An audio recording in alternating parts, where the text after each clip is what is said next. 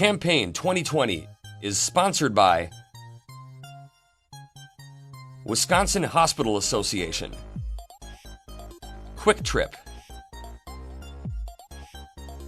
Wisconsin Counties Association, Wisconsin Realtors Association, and Wisconsin Operating Engineers Local 139.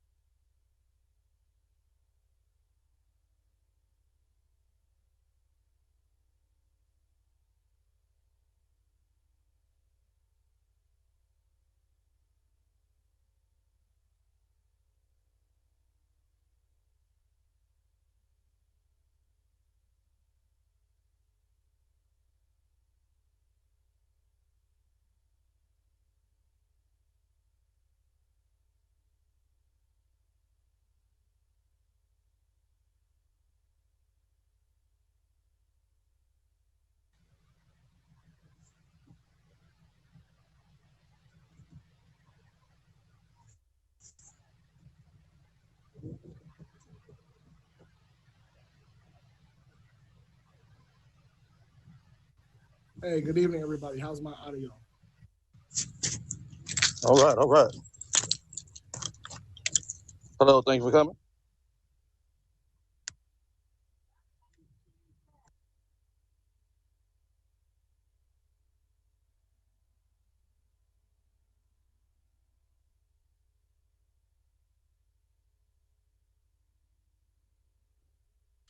Hi, Miss Lorraine.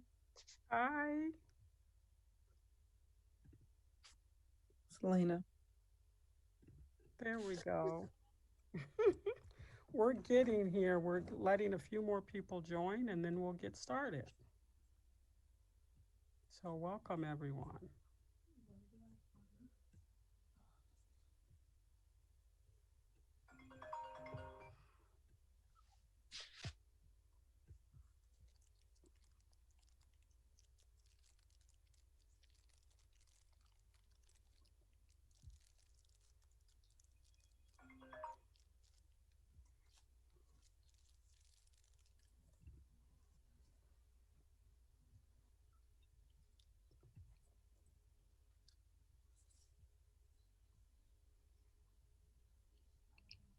Mr. President, you looking good there?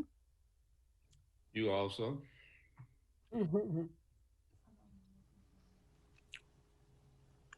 Hey, Soror. I'm going through and seeing people now.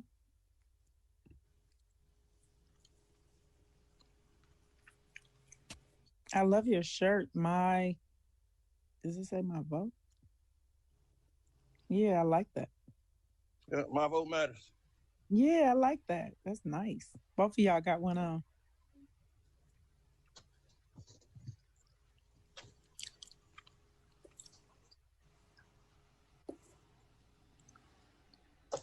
I was wondering who was looking all cute up there in they white with their braids. I need to put my glasses on. It's Miss Shantae Nelson. Hey, Shantae. Hi, who is that? Thank you. It's Senator Taylor. I thought that was your voice, but I wanted to make sure. Hello, how are you? I'm the one that says that's got the Black Lives Matter up with Breonna Taylor. I got you. I just wanted to make sure that I was Senator. You got a new hairdo. the right person. Yes. I want to give you a new name spontaneously. Yeah, no worries.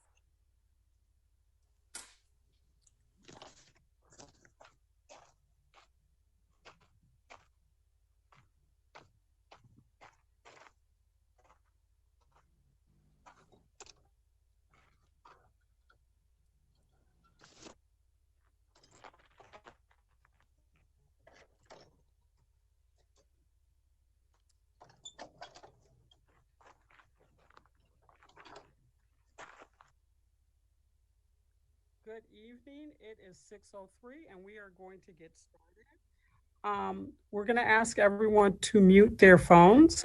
And my name is Lorraine Lathan. I am the director of the Wisconsin African American Tobacco Prevention Network and the Poverty Network. And on behalf of those networks, as well as our co-host, we welcome you this evening. Our co-hosts include Amani United, as well as Safe and Sound. With that said, we are going to let our young people introduce themselves, and then we'll get started. So I'm going to turn it over to Soleil. Hello, my name is Soleil Harvey. I am a sophomore at Bayview High School. I am also the president of the Amani Youth Council. The Amani Youth Council provides an opportunity for youth to work to improve our neighborhood and to connect with each other. I will be the timekeeper for the candidates of the 6th Senate District today. Thank you for coming.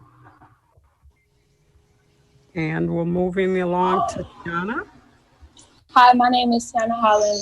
I am a sophomore at Bayview High School. I am also the vice president of the Amani Youth Council. I will be serving as a timekeeper for the 16th district, the 16th Assembly District today. And I encourage you, you will also be receiving a My Votes Matter shirt in the mail today. I encourage you to post it on social media so that you can encourage others to vote. Thank you. Thank you. And we are going to move on to, let's see, is JC on the line? Has she joined? Okay, so Nia, if you could go ahead and fill in for JC, please. Hi, I'm Nia. I'm the FACT Youth Coordinator. And I am also alumni for FACT. So today I'm going to take over JC's part. So I'm going to introduce Ms. Shante Nelson and help facilitate questions on voter education. Can you move yours? Shante Nelson is a state director for All Voting is Loco. Prior to joining All Voting is Loco, Ms. Nelson was the democracy director at Wisconsin Voices. Some of her accomplishments including lobbying for the expansion of early voting locations in Milwaukee, influencing legislative action about automatic voter registration, redistricting, and voting rights. There's not another page. Oh. And join me in welcoming Ms. Shante Nelson. Thank you. I appreciate it. Thank you all for having me. Always cringe when I hear bits of my bio because so much has changed. Thank you all for having me. I think I have a PowerPoint. I won't be before you long. I have about 5 slides of content that I will just share with you all really quickly, just pulling it together around your vote mattering. And so we can go to the next slide. We basically are going to, that's a little bit of my information as well. I am contracted. We are a national organization, so we are in multiple states. All Voting is Local, and I'm contracted to actually lead the work, do the work here in the state of Wisconsin. And there's all of our information. You can go to the next slide. Today, what we'll be doing is we'll be talking about voting in Wisconsin. We'll have some information around photo ID, absentee voting, early voting, day of voting, and then I always share this particular site, myvote.wi.gov, as our one-stop shop as to pretty much all things voting. There's a lot of new information out there. We had a meeting earlier today with the Wisconsin Election Commission, and they are continuing to put information, more and more information out there for voters. The intent today is to present a brief overview, but enough information for people to at least begin to have a better understanding around the voting process. But I really want to make a lot of time for questions, so I don't want to do a lot of talking as it relates to presenting. You can go to the next slide. With this particular, the next slide, what you'll see are just some important dates to remember. I won't go over all of them. You can absolutely see them on the screen, snap a picture with your cell phone, but I wanna make sure that people understand you can request your absentee ballot through today through October 29th, 5:00 p.m. It is my recommendation, as well as many others' recommendation, that we do not wait until October 29th to request our ballot for November 3rd.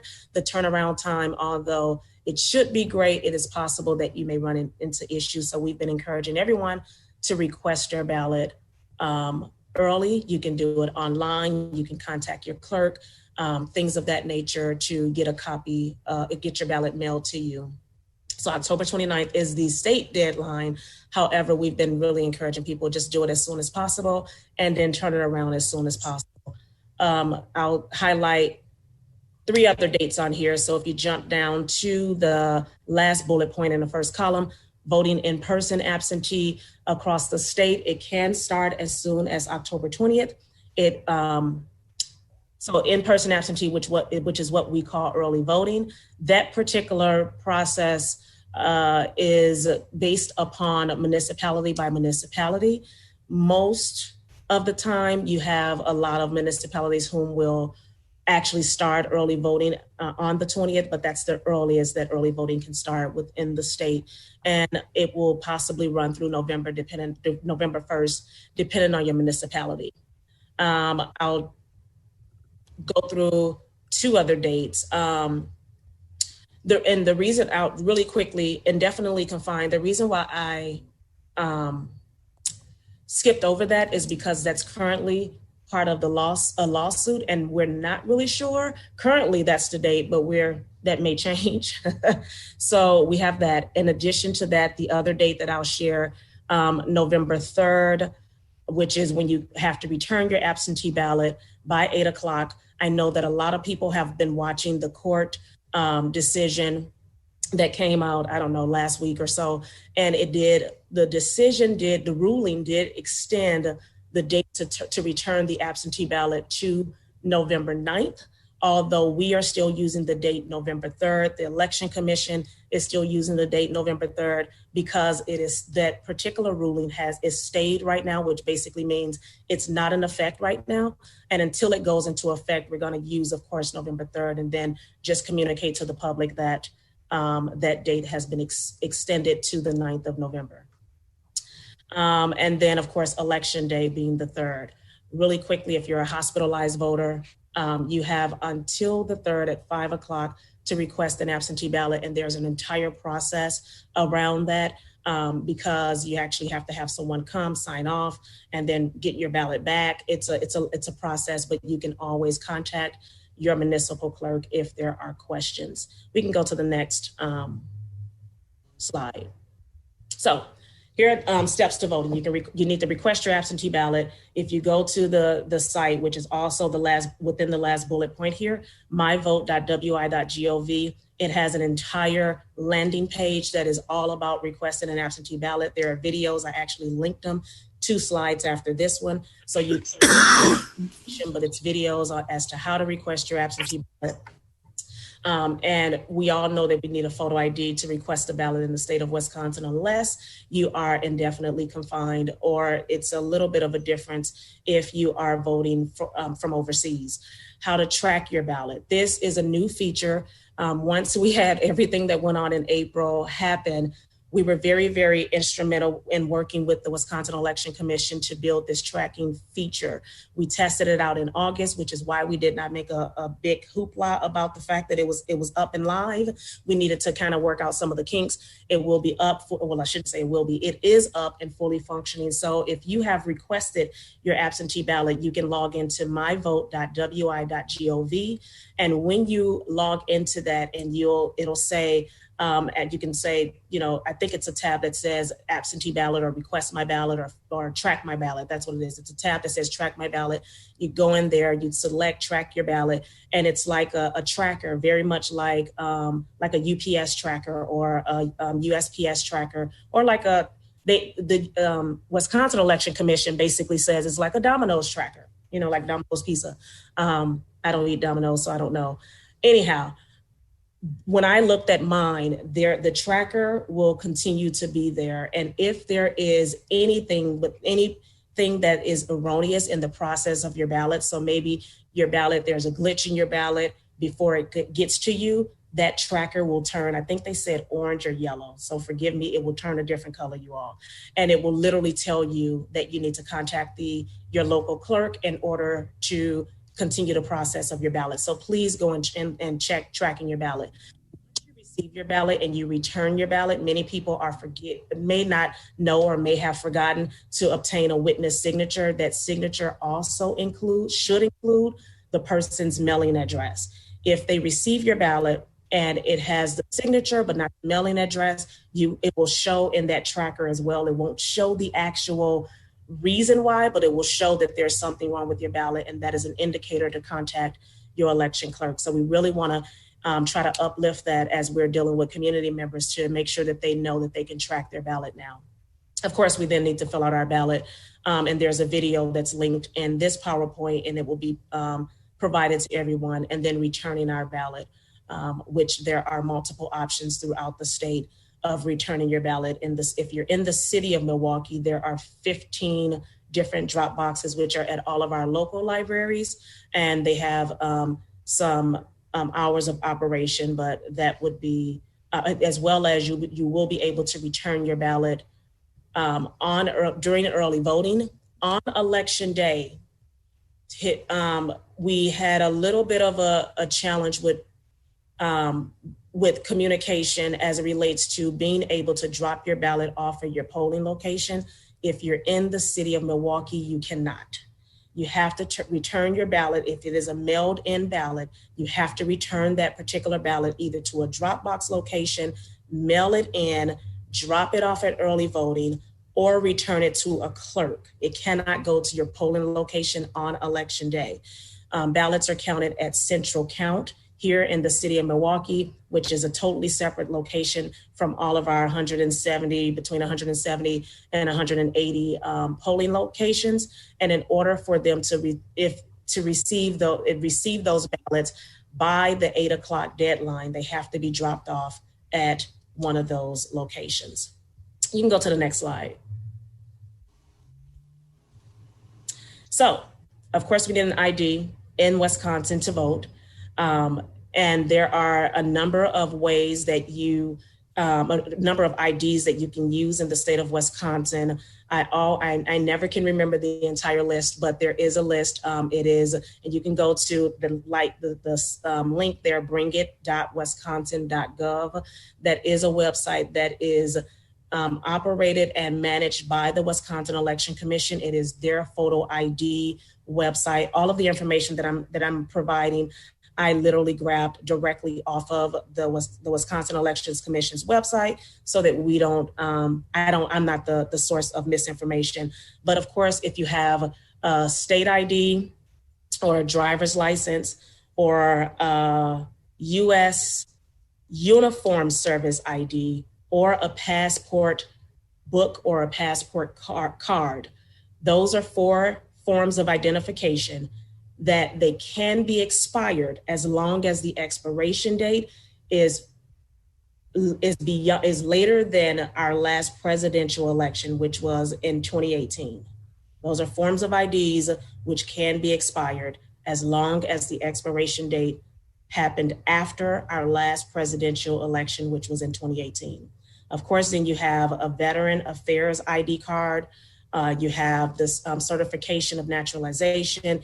You have if you sometimes go in and you get your driver's license, your state ID, or what we're going to talk about, IDPP process, you can have a receipt, and that particular receipt can be used as a part of your identification, a travel ID, student ID, as long as you have proof of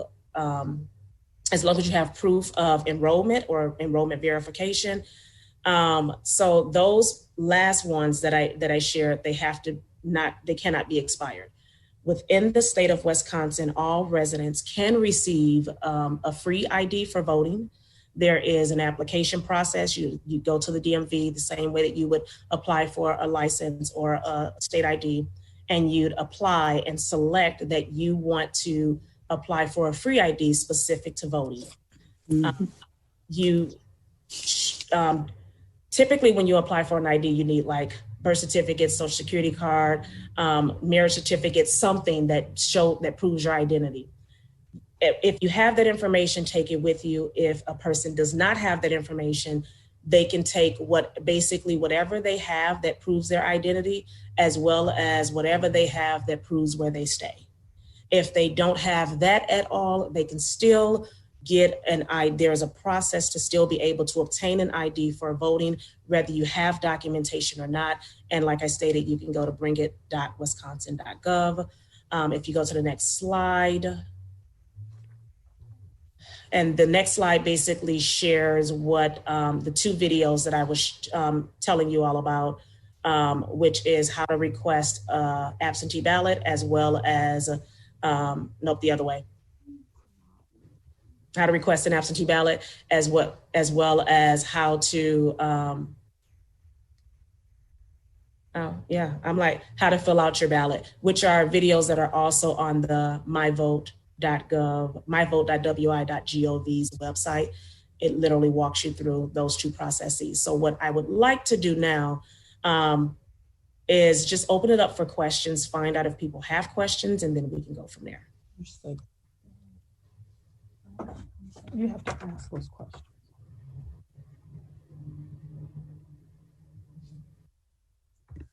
Okay. So the first question is, can we drop ballots off at our polling location on election day? Yep, we cannot drop ballots off at a polling location on election day. If you are in the state of Milwaukee, if you are in other areas of the state, based on your municipality, you might be able to. So if you're not in the city of Milwaukee, I would say reach out to your election clerk and find out exactly where you take those ballots. Specifically in the city of Milwaukee, we would take them to the drop box locations, which are at all of our public libraries. Okay. The second question is, how late are drop boxes open? Great question. They are open till 8:00 p.m. on election night. Through leading up to the election, there is a staggering schedule, and I don't have that readily available, but I will make sure that it is provided. I do have it. I think it's on my Facebook page or in my picture somewhere, but it's not in front of me, but I will make sure that you all get that. Okay.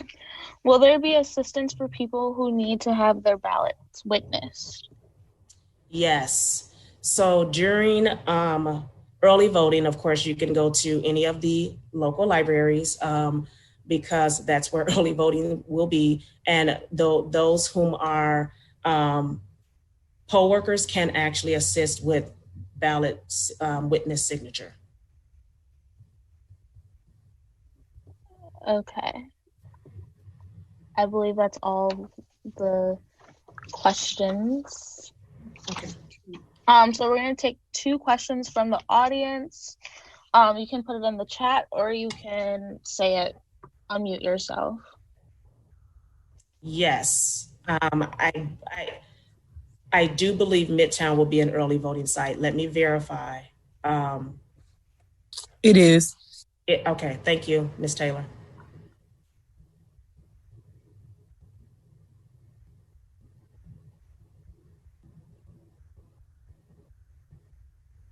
Any other questions? When does early voting start? Thank you. It starts on the 20th of October. Typically, we have 1,849 municipalities in Wisconsin, and each of them have they abide, of course, by the same law. However, they're not required to offer early voting, but the earliest that it can start based on state statute is the 20th of October.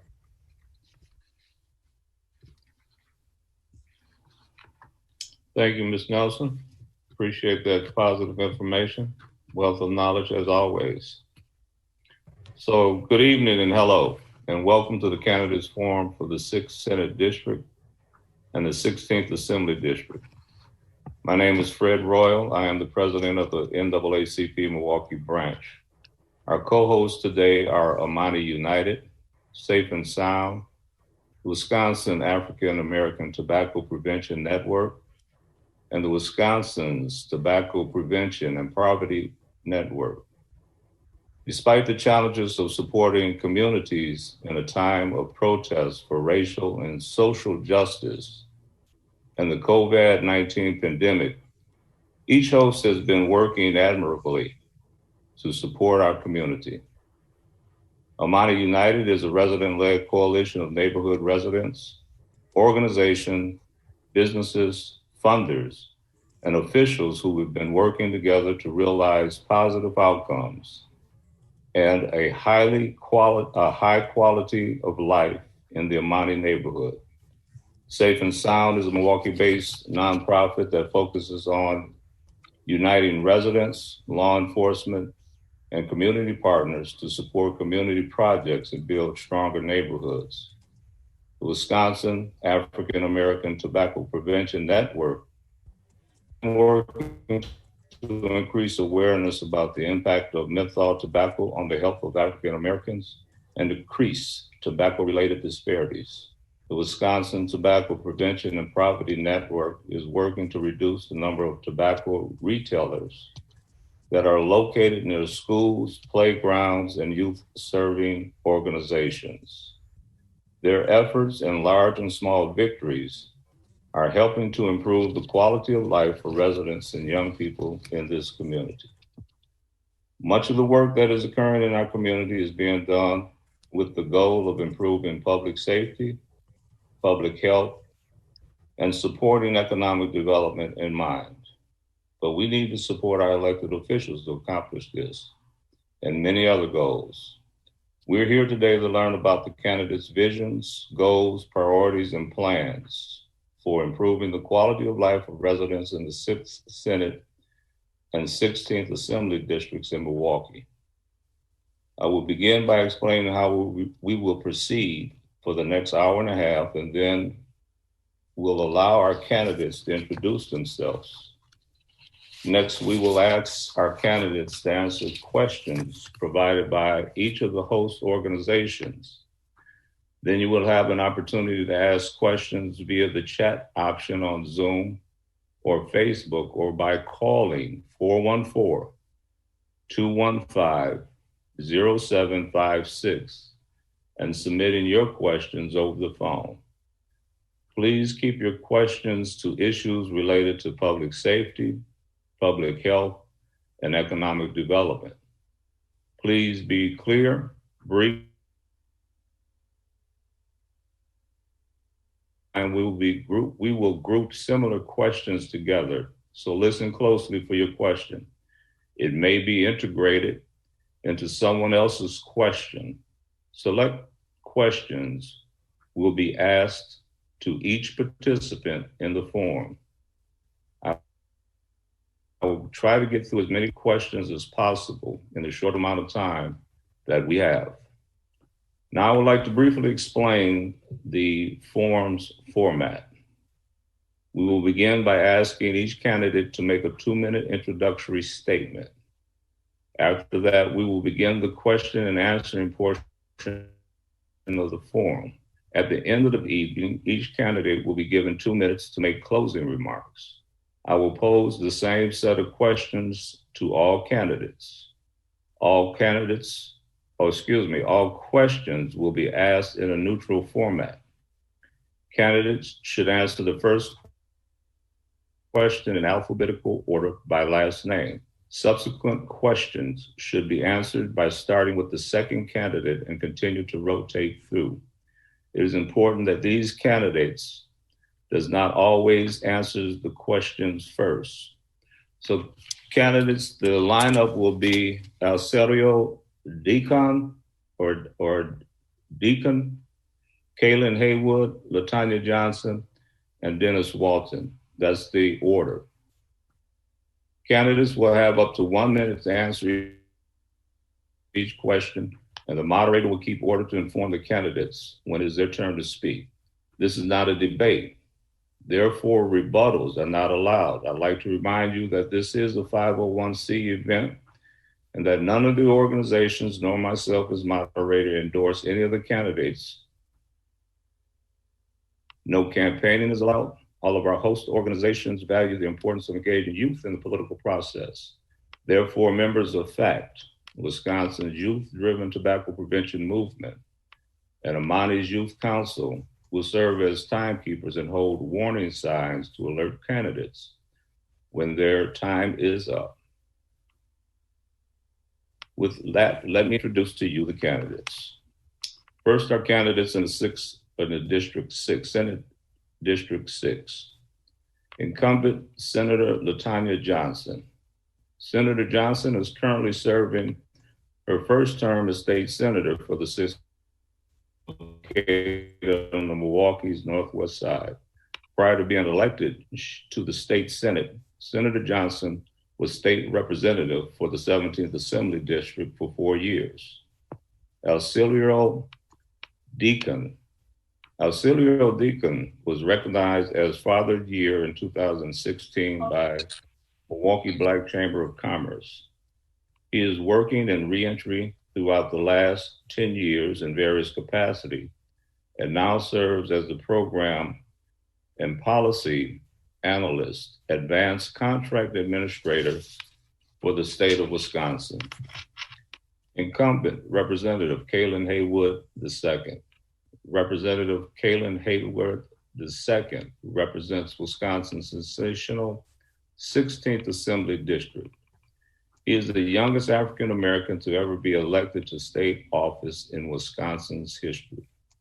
During his first term in office, he delivered on campaign promises while authoring over 77 pieces of legislation, co-sponsoring over 200, and getting 5 bills that he had led on signed into law by Governor Evers. And Dennis Walton. Dennis Walton is a lifelong 53206 resident. He is the father of 3 and Milwaukee native who has committed himself and his work to helping improve his community and the lives of others. Dennis created his own organization, Made Men Worldwide, to continue the work he started with the Fatherhood Initiative. So with that being said, we like to start with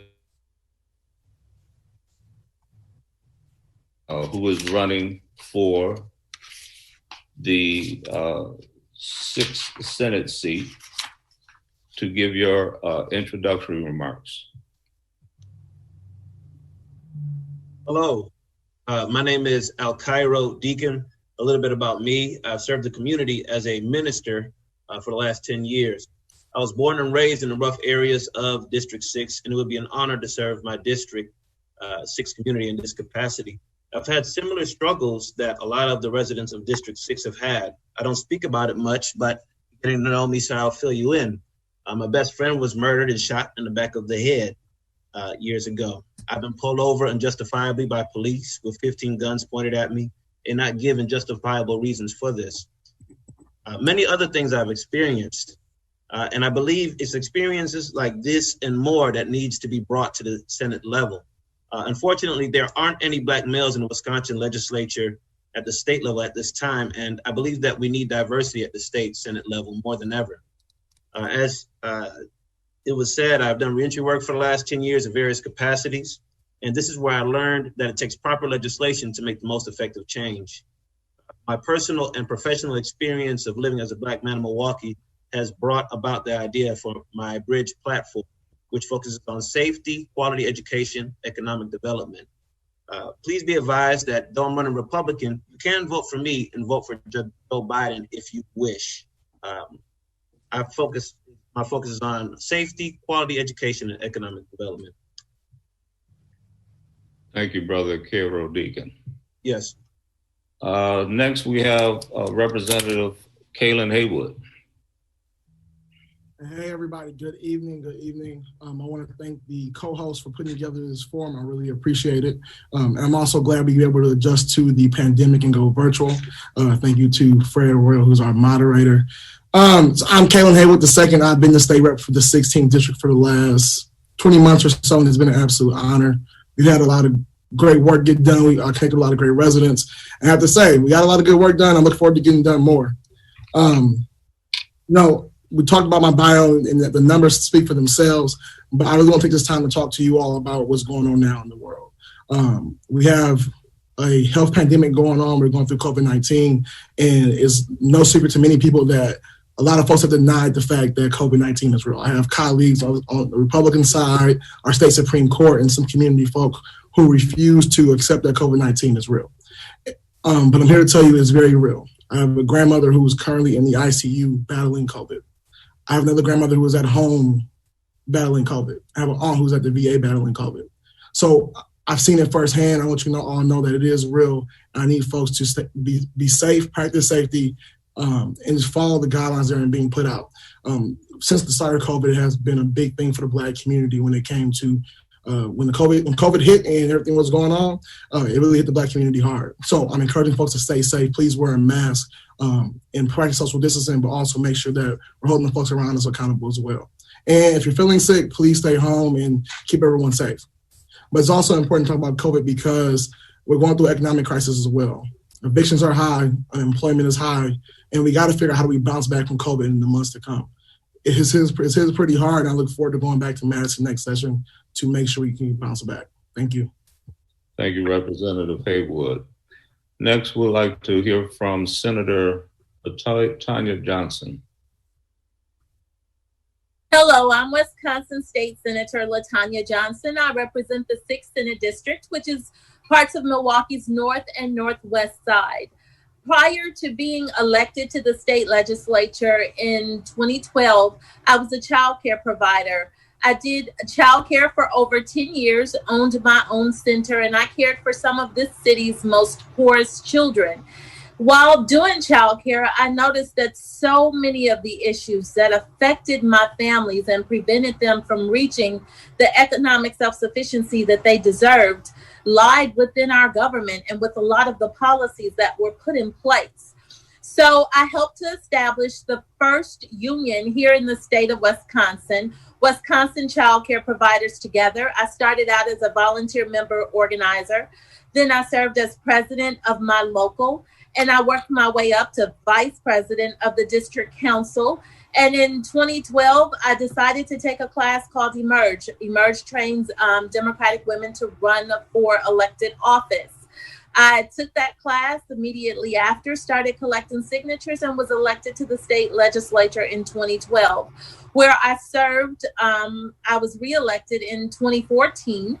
And then when my former Senator, Nakia Harris-Dodd, decided that she was going to leave, I took her place in 2016. I currently serve on this state's most powerful committee, which is the Joint Finance Committee, and we determine where Wisconsin's $82 billion budget will be spent. I hope that after this debate, you'll get to learn more about me and know why I am the best qualified to serve in this position. Thank you. And now we'd like to call on Dennis Walton. Well, first of all, I'd like to thank everybody for just allowing me the opportunity to be heard. I know all of you, and I've worked with you for many years. And again, it's an honor to be amongst you. First of all, I've lived in this community my entire life. I'm an entrepreneur, an activist, an organizer. I've worked to, serve people for the last 20 years.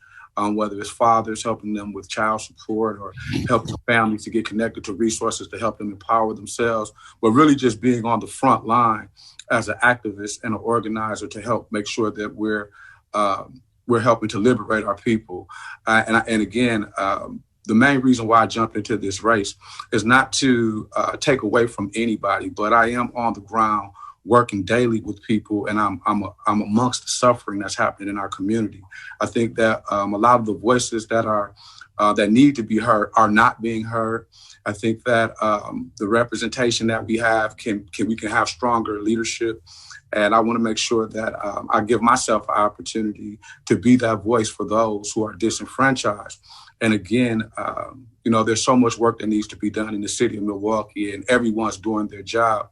But again, for myself, I just wanted to be a part of this particular format, get into this race to give people an opportunity to vote for me and take a look at my resume. I am running as an independent. I chose to run as an independent because where I have friends who are Democratic as well as friends who are Republican, I feel like both parties are disconnected from the voice of the people. And I felt that if I could win as an independent, then I would be able to solely carry the issues and the voice of the people and not the issues of a party. And I think that that's the difference between me as a candidate really working to be an independent voice and be in tune with the spirit and the soul of the issues in the heart of the people in our community. Candidates, I want to thank you for your introductory remarks. This round, we will now go to the questions that Representative Kayla first, and it's from our host organization, Safe and Sound. And the question is, community police relations are among key issues at the forefront of voters' minds in this election season. What are your thoughts around community police relation, and what does progress look to you on this front? Representative Haywood. Thank you. So I think it's a very important question, especially with all that's going on right now. And throughout my entire term in office, it's been a part of the conversation that we've been having. But I think as of late, what you begin to see is not just us as Black people demanding for better community police relations. You see residents from diverse neighborhoods, different backgrounds, economic statuses, and races now demanding police reform and accountability. So in order to move the city forward, the district forward, and the state forward, we got to make sure we give them that. We got to repair the harm that's been done to police community relations. And, over my first term, we had many town halls in the district of residents in various neighborhoods. And every single town hall we've had, we made sure to invite the leadership from the Milwaukee Police Department to come talk to residents so residents can express their needs and their desires firsthand in person to the people in leadership making the decisions. I think moving forward, priors looks like we have legislation that actually reflects what the people are demanding. The residents, the people hitting the pavement every day out here protesting. That's what priors looks like, actually getting results done. People are tired of having lip service of the need for change, nothing actually happening. Senator Johnson. Well, I think the frustrations that we are seeing right now today around policing is the same frustration that we saw in 2016 with the uprising in Sherman Park. Myself and State Representative Chris Taylor and State Representative David Bowen and Evan Goki, we got together and we created what was known as the Use of Force Legislative Package. A couple of months ago, we heard the governor ask the state legislature to come back into session to pass AB 1012. Well, that was my bill. We started working on that bill in 2014 after the death of Dontre Hamilton. Then in 2015 with the death of Tony Robinson, and then in 2016 with the death of Seville Smith, we knew that the bills were needed. We worked on these bills for 3 years to try to get them right. And in 2017, we introduced these pieces of legislation. It was a total of 4 bills. Those bills were introduced for 2 consecutive sessions, and they never received a hearing because they felt like the bills were written by liberals, regardless of the merit of the bills. So I think that with that being said, a lot more needs to be done. There's no way that police can exist without the community, or the community can exist without the police. So we need to do more to make sure that those who are sworn to serve and protect are actually held accountable, so the community and the residents feel safe. Every time that I'm out on doors and talking to people, public safety is the #1 issue that I hear about. So we need to make sure that these issues are addressed. And quite frankly, the state legislature and the federal government didn't do enough to address those issues. Timekeepers, we got 2 things going on. Yeah, and there should only be 1 timekeeper for the 6th Senate and 1 for the 16th.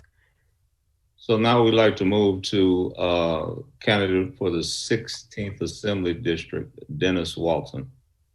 Yeah, I think, when we talk about the issues of police reform and, just the reform of the judicial system overall, corrections, for those who don't know, I've been, having this conversation for the last few years now. One of the things that we did was we actually brought a lot of highlight to the issue of incarceration with the 53206 documentary, and just being on the front line and on the ground, working with individuals every day who are suffering and also being a victim. I think that it's just time to be real about what we're dealing with. There has to be a level of accountability, and in the legislature we have to fight to repeal and also introduce legislation that's liberating, and make sure that legislation is properly liberating people and protecting people. For too long, we've been sitting back allowing things that are outdated, laws that are outdated, to be on the books, when we should be fighting to make sure that we're current with our law enforcement practices. And I think that there's enough models out there that many of you have suggested, and that many of the discussions we've had in the community make sense. And I think that there's no need to reinvent something that's already there, but we have to sit down and look at all of those plans that have been brought forth from the community policing,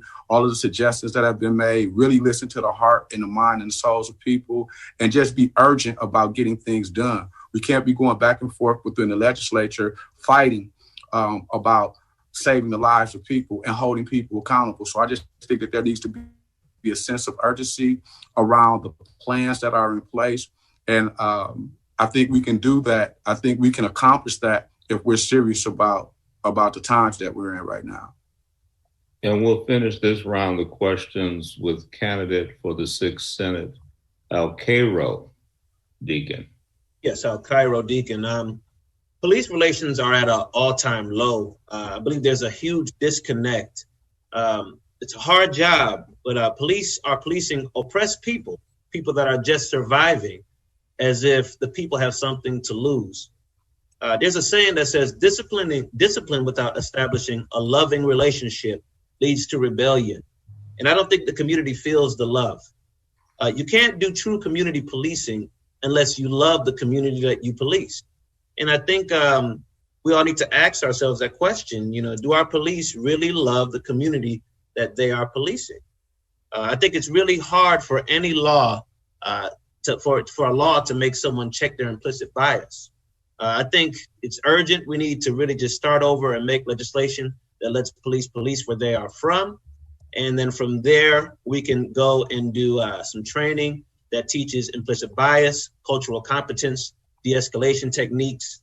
And on my website, I have a plan that I would love to see what legislatures think about it, but to have the police contract with political activists to bring about community resources into the community, and also contract with the church and social service entities. So please check out my website for further details. I can't discuss all of it in a 2-minute response. Thank you for that response to the first questions. Candidate, let me remind you, these are 1-minute answers. Please be mindful of the timekeepers. They're giving you your signals and cues for when your time is coming up. The next question comes from the Wisconsin African American Tobacco Prevention Network, and it's going to start with Senator LaTonya Johnson. And this is the question, Senator Johnson. Recent deaths of Black citizens highlight accurate risk of smoking while Black. Eric Gardner was killed in a conflict over untaxed cigarette sales. Michael Brown was killed over alleged theft of cigarillo.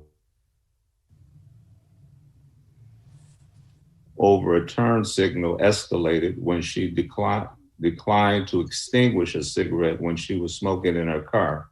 George Floyd was killed by a police responding to an allegation that he used a counterfeit $20 bill to buy cigarettes. Tobacco-related incidents sparked police interventions that caused these senseless deaths. Tobacco use is still the leading preventable cause of death among African Americans, claiming more than 45,000 Black lives annually. For decades, the tobacco industry has executed a calculated strategy to establish a presence in African American communities. Appropriate African American culture and create a dependency on tobacco funding. How do you propose addressing the predatory marketing tactics of the tobacco industry in our neighborhoods? Senator Johnson. Okay, I think the best strategy to deal with this issue is both regulation and public education. I co-sponsored Senate Bill 364, which mirrors federal law and raises the Wisconsin minimum age for purchasing cigarettes, tobacco products, nicotine products to the age of 21. We also added an amendment to the bill that would include non-nicotine vaping products and expand the definition of retailers to include those selling without licenses to also reflect federal law. And I also support DHS in their $2 million funding request to start a campaign against vaping and cigarette smoke. We all know that cigarettes kill way too many people in our lives. Both my grandparents and both my grandmother and grandfather smoked, and they both suffered from dementia and Alzheimer's, which was triggered from their years of smoking. So hands down, there needs to be more done to curb what tobacco products are doing to our community. Candidate in the 16th Assembly District, Dennis Walton.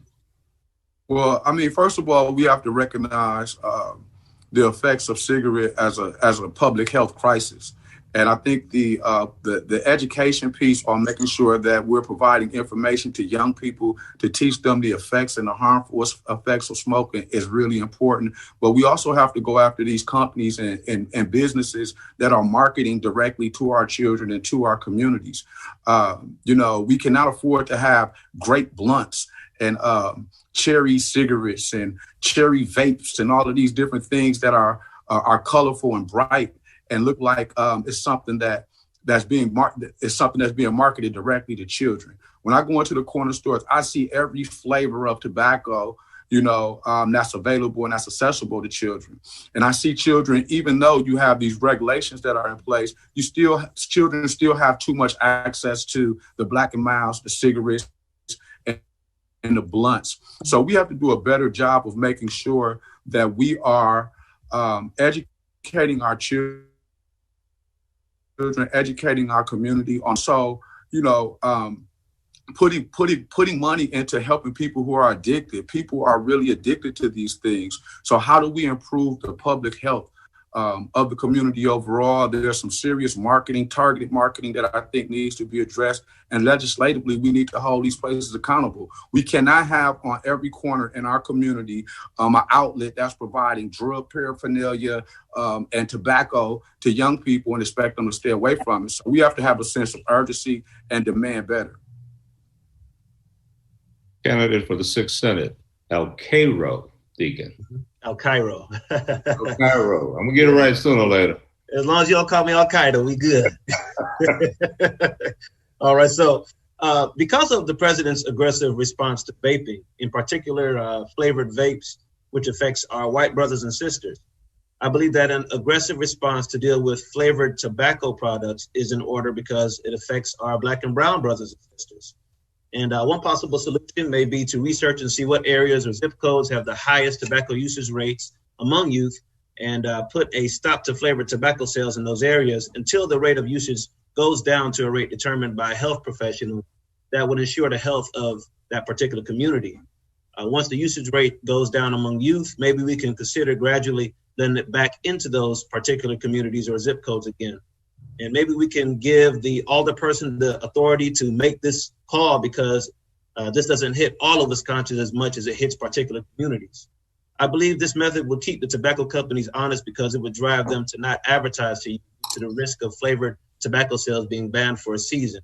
And also, if the sale of flavored tobacco is banned, it wouldn't make sense to advertise something that cannot be sold or distributed in a way that would put a halt to their sales. So these are just my initial thoughts. Of course, going through schools, churches, neighborhoods, and doctors' offices, social service agencies, I believe there are effective deterrents getting the word out to them. And we'll conclude this round with the Representative Haywood. All right. So I was also a co-author of the identical bill in the Assembly side that would raise the tobacco age from 18 to 21.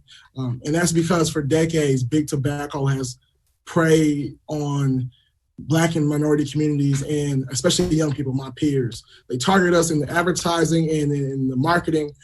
So every single year, for those that don't know, about 45,000 African Americans die from smoking and tobacco-related deaths.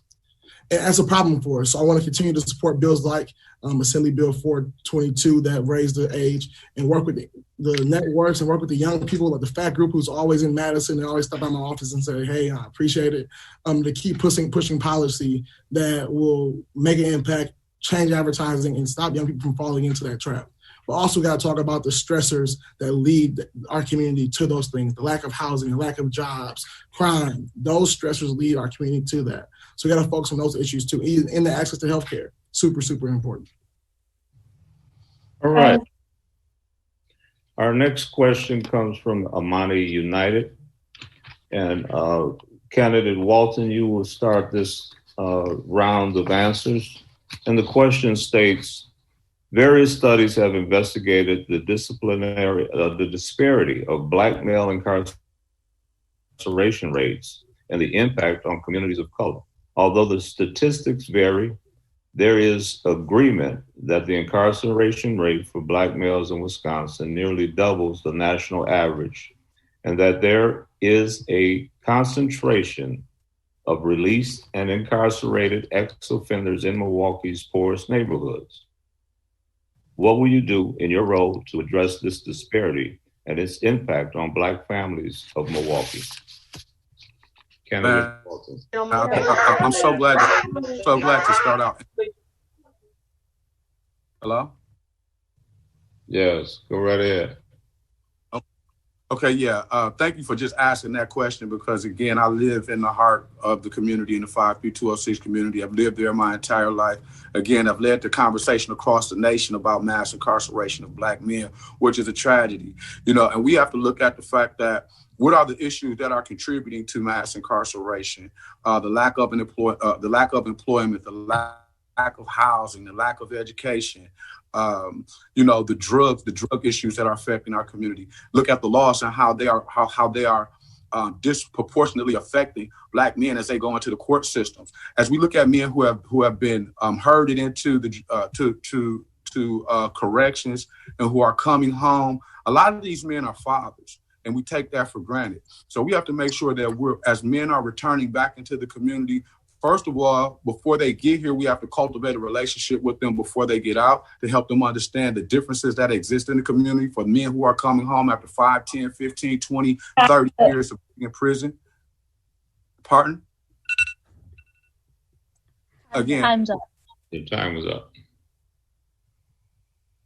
Representative Haywood.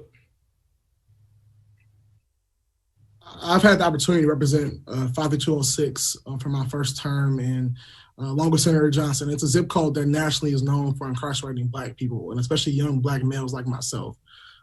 And for decades, the justice system and other systems of repression have been in place. So during my first term, it was a priority for me and my staff, and I got to thank Senator Taylor for taking me on my first DOC visit, and we kept that trend in office.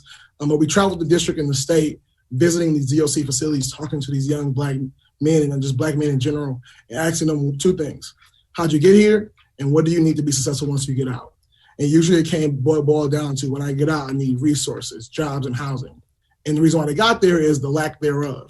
So we've been working with them to make sure we provide them resources and connect them with jobs and housing, but we want to make sure we keep pushing policy that provides that.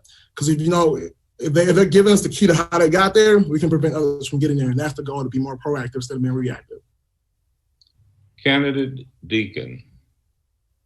Well, my approach is to set the Black community up to thrive instead of survive.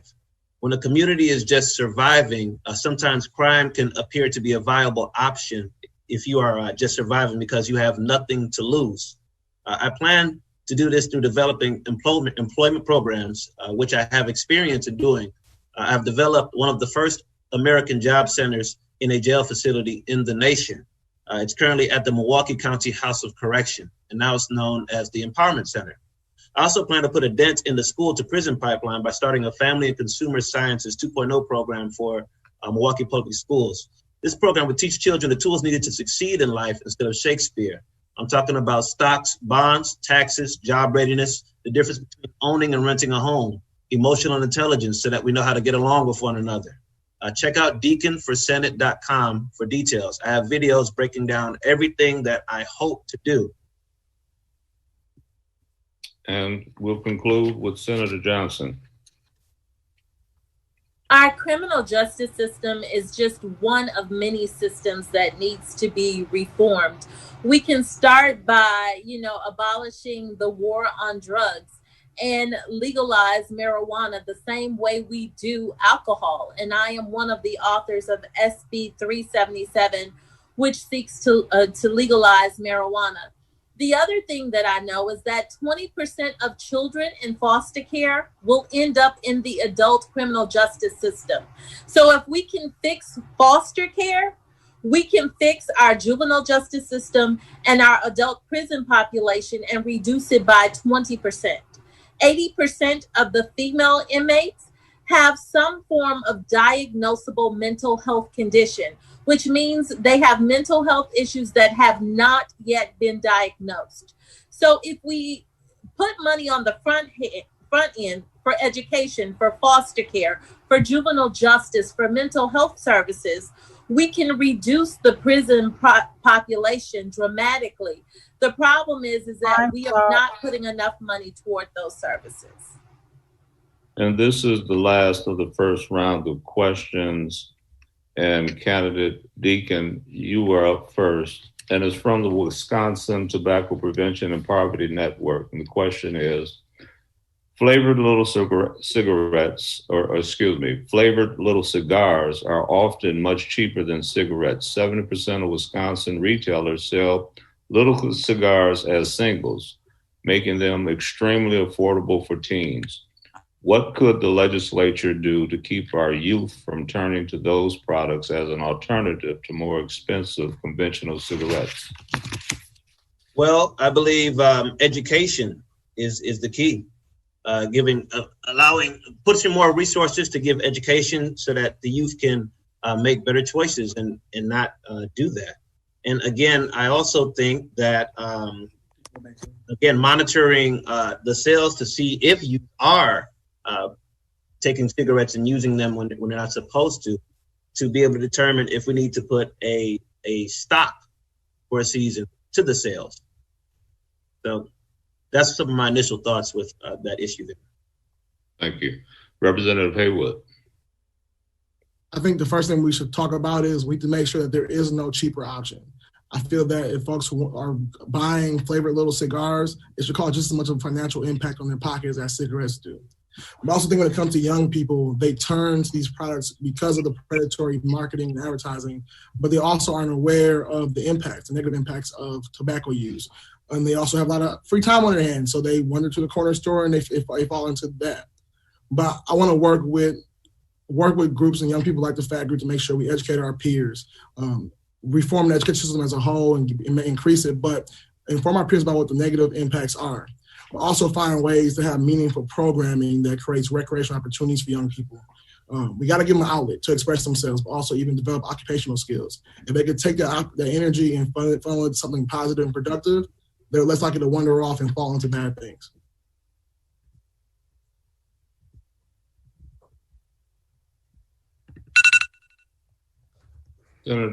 Senator Johnson. I think we can first start with education, making sure that our teens and younger people know the dangers of tobacco products. We can also raise the age to 21 to make sure that they won't have the capability to buy these things. But then I support Governor Evers' proposal in the last budget cycle that Republicans pulled out, which was to tax little cigars the same as cigarettes. So like Representative Haywood said, there's no cheaper option. You hit them in their pockets where it hurts. But definitely education, raise the age, and taxing those items the same as cigarettes. And candidate for the 16th Assembly District, Dennis Walton.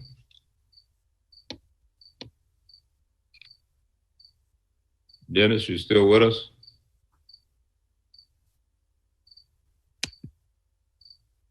I don't see Dennis anymore. So we'll move to the first question. Is this the first question in the chat here? And Representative Haywood, you will be up as the first responder to this question. and is considering the large amount of TANF funds that previously supported families in poverty are now being given to foster parents and the CPS system. What are the candidates doing to support families living in poverty to ensure that they are not being targeted for child removal from home due to issues related to poverty? This is especially relevant since Senator Johnson introduced SB 832, which was co-sponsored by Representative Haywood. Representative Haywood. Okay. So, Michael, thanks for the question. I think it's a very important question. I think it comes from a very good place of wanting to protect Black families, Black children. But that's also where the bill comes from. The bill comes from a great place. And so I think the bill, we talk about what all goes on in the community, those community stressors. The bill is meant to protect kids. We're still allowing for parents and guardians and legal guardians to have control of what goes on or say so in the process. But from my understanding of the bill, it also makes sure that the important piece is in the best interest of the child. And that's when that happens. So we want to protect Black children by protecting that's how you protect Black families. So that's what that bill, the reason for the bill and the reason why I co-sponsored the bill introduced by Senator Johnson. Senator Johnson. Thank you for the question. I believe that bill was part of the Adoption Study Committee. That's where that came from. And wanting to make sure that every child in this state has the opportunity to have a home. And making sure that those children that once they go into the system, that they are either reunified with their families, or if the reunification process is impossible, that they have the ability to be adopted into a safe home. What we are seeing in this state, and I believe it's 2021, either late 2021 or 2022, TANF dollars will be concentrated more on trying to keep families together. That means allowing children to be fostered by their relatives rather than putting them into the system. They do that right now. However, some families have obstacles with allowing that to happen, whether that is a prior conviction, maybe from years ago, that prevents those family members from becoming foster parents, or family members just not wanting to put the children into the system, or family members not wanting to be involved with the system. Because to become a foster parent, there are a lot of background checks and things that you have to go through. And some children, their cases aren't necessarily eligible for kinship care for whatever reasons. But definitely making sure that we keep our families together is a top priority for me.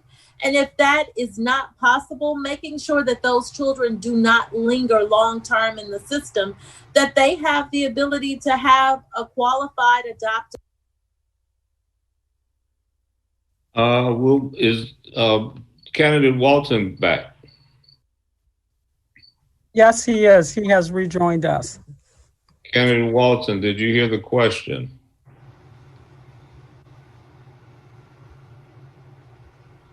I did not. So here's the question. Considering the large amount of TANF funds that previously supported families in poverty are now being given to foster parents and the CPS system, what are the candidates doing to support families living in poverty to ensure that they are not being targeted for child removal from home due to issues related to poverty? This is especially relevant since Senator Johnson introduced SB 832, which was co-sponsored by Representative Haywood.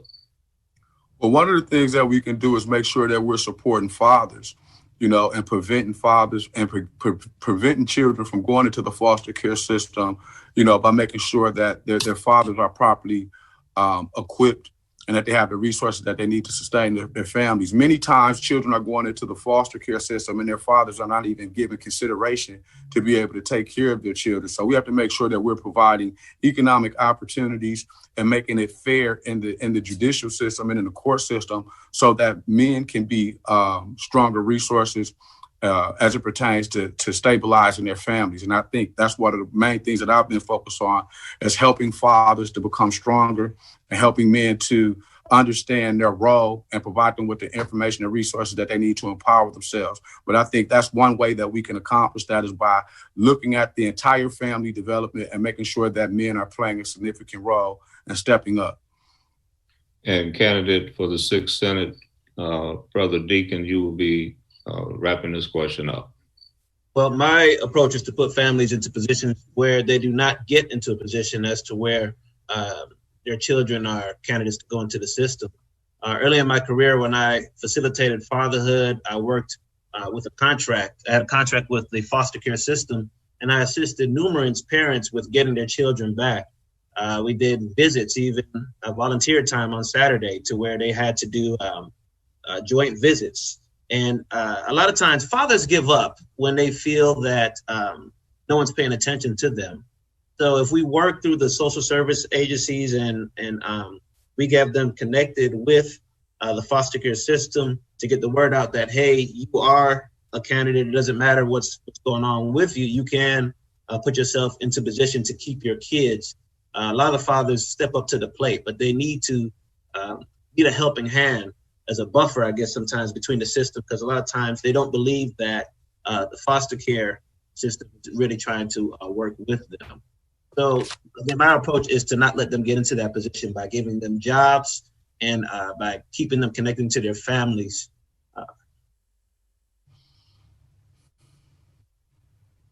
Senator Johnson, you will lead this question. As we discuss economic development, what ideals do the candidates have about bringing green jobs into communities? How do we get more entrepreneurship in the neighborhoods? I think we lead by getting more green jobs in the community by first offering incentive for those jobs to be created. We know that although we have a Democratic governor, we still have a Republican-led Assembly and a Republican-led Senate. So being able to get a lot of those green-friendly, climate-friendly jobs into the state of Wisconsin has proven difficult because our Republican colleagues don't necessarily believe in climate change. And as a result of that, there hasn't been segregated funds created for conservation efforts like there have in other states, which would be extremely beneficial to the state of Wisconsin and extremely beneficial to communities like mine who are in need of family-sustaining, high-paying jobs, which is what these green jobs would bring in. So until we get a change in the legislature, that's going to be a difficult hill for us to climb in order to get those jobs centered here in Wisconsin and more initiatives such as tax breaks and credits to be Candidate in the 16th Assembly District, Dennis Walton. You know, a lot of these questions I think are out of touch and and not in reality with the real needs of the community. We're sitting here talking about how we access green jobs. And first of all, you got people who are so disconnected and disenfranchised that we have to get people back to a point where they're even inspired to work. So I think, you know, you have to look at how do you really be in tune to what people need right now? Is green jobs what we need? I mean, there's, of course, you need to educate people. You need to make sure that people are being trained properly, you know, for these opportunities. And then as well, you need to advocate properly for those type of opportunities and bring those level of professionals in that can help people understand that those opportunities are available. But I think a lot of what we're talking about right now is just real robotic and not really hitting and addressing the real needs of people. But when you talk about these green jobs, I think there's enough information out there to be able to work from a perspective of learning and educating and making sure that people have the proper information, and then legislators working properly to access those resources to get them into the community. But I do think that a lot of these questions are not in line with the needs of what the community is. Candidate for the 6th Senate, Mr. Deacon. For green jobs and all jobs, I intend to start a disadvantaged worker tax credit and subsidy program. This is a program that would subsidize employment for disadvantaged workers in the first year and give a tax credit to businesses in the second year. The overall goal is to have those that usually don't participate in the economy to participate. You can watch my videos at deaconforsenate.com for details. I also plan to, get more people participating in the economy with green jobs and any kind of job. I would like to reverse the law that says that Huber is only available to those without a felony. I want to give the prisons and jails autonomy to decide who can leave out for Huber work release. This would bring more workers into the economy and set up ex-offenders who are also members of our community to be able to save money and hit the ground running once they are released. I also plan to have the Food Share Employment and Training Program dollars available for usage for those that are incarcerated so that they can get job training while incarcerated instead of just sitting. So with this change, they will leave ready to participate in the economy. Thank you. Representative Haywood, you'll conclude this round of questions. Sounds good. Again, thanks for the question. I think that talking about jobs is always important. And whether it be green jobs, we need green jobs because climate change is real. We cannot keep denying that climate change is here or happening. But I think for my district, no matter where I go in this state, no matter where I travel in this country, when I talk to business owners and corporations and companies, I always say my district needs jobs. They are saying we need people. I'm like, well, I got the people, bring the jobs to us. There's absolutely no reason why people have to drive 30, 40 minutes to work. And for my constituents, not all of them can afford to drive that way or have a car to get out there. If you do have a car, you may not have a license, you may not have your place registered. And that's a very real reality because it's not cheap. So we need to make sure we work to bring jobs. We have the people, we have some land. And for me, I think that's a priority next session is, especially with COVID, is getting these jobs back in the district. Thank you. So as a timely commentary candidate in the 16th Assembly District, you will lead this round of answers to this question. This may seem a little less robotic. What is the plan to address the numerous abandoned city-owned properties and illegal dumping, particularly in communities like 53206? Is this for me? For Dennis Walton. I'm sorry, can you repeat the question? The question is, what is the plan to address the numerous abandoned city-owned properties and illegal dumping, particularly in communities like 53206? Well, I think with the housing, there's an opportunity to create wealth, and we need to make sure that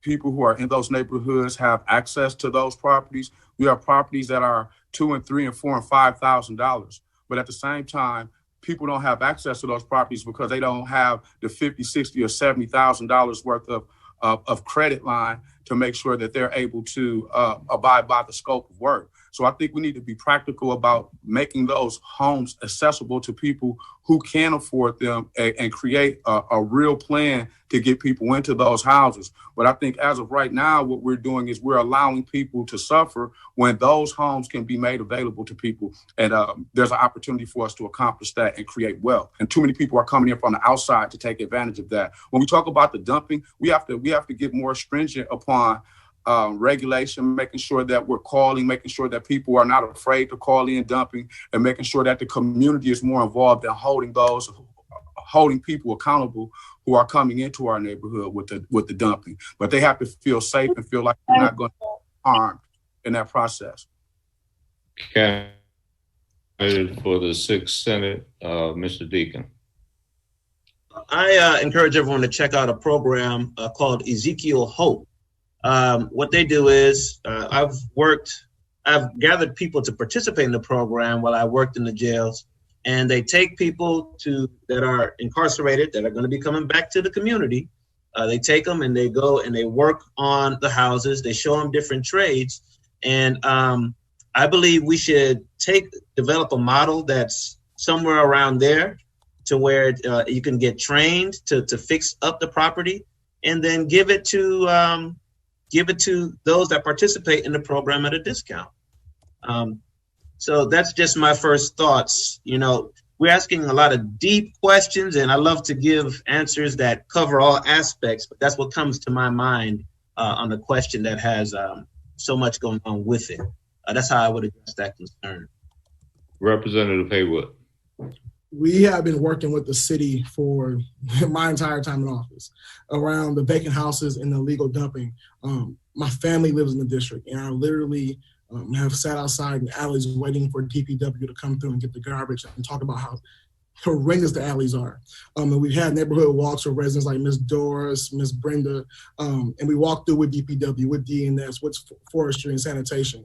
And we walk through these alleys and we walk through the neighborhoods naked. We get them cleaned up.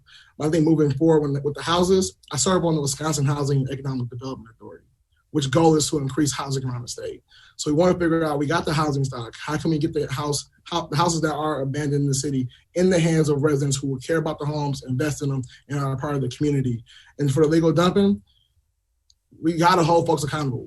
So the folks who are doing the dumping, that's someone's brother, sister, auntie, mom, dad, cousin. We got to hold them accountable. And on our end, we got to figure out how do we get more money to the city so they can actually have the staff and the resources to actually go to those alleys and clean them up for our residents, because there's no reason why our alleys and our neighbors look how they do. Time's up. And we'll conclude this question with Senator Johnson. Okay, first of all, the question is a city issue and not necessarily a state issue. Your common council, your mayor's office, they have regulations or responsibility over the boarded up houses and the illegal dumping. The state is responsible for crafting state laws. Now, what we can do is provide money to the city, or as Representative Kalan Haywood said, if you contact my office, we can contact the alderman office for you and request that pickups be made or to do something regarding the boarded up houses. But the only thing that we can do at the state level is to provide money to the city. It's the city's discretion how they allocate those funds. But the state is not responsible for the boarded up houses or the illegal dumping. We don't have the authority to do anything about that. That's a city responsibility. Thank you for that segue, Senator Johnson. So candidate Deacon in the 6th Senate race, this is more of a state-related question. Do you support choice in charter schools? Why or why not? I absolutely support choice in charter schools. People deserve to have a choice. I support all schools. Whatever a parent wants to have for their child, they should have that choice. So I do support that. Thank you. Representative Haywood. I support all schools, and I've always said it, and it's not the most popular thing in some rooms. What I support is accountability. No matter where a parent decides to send their kid, I want to make sure the school has the resources needed to prepare that child to be a leader, especially in our community. But when you look at public choice and charter schools, there's 1/3 of schools that are super great and they're exceptional. There's 1/3 that's okay, and there's 1/3 that is absolutely in need of our help and our support. So I want to make sure that until we have one of those that is definitely beating the other one, we got to make sure all three options are, so we're supporting them, giving them resources and helping kids out. Senator Johnson. I support quality education and accountability. I also support the need for children to go to neighborhood schools and public schools as well, as long as the education is quality. It pains me that there's a need for us to send our children outside of their own community for quality education, because some parents feel like that quality can't be received in their own neighborhood where they have the ability to walk to school. That's a huge issue for me. But as long as schools are providing quality education, I'm all for it, because that's the most important thing, that our kids are educated in the way that they should be. And candidate Walton. Yeah, I believe that, of course, parents should have options. And I think that we should make sure that we're investing properly in education all across the board, whether it's NPS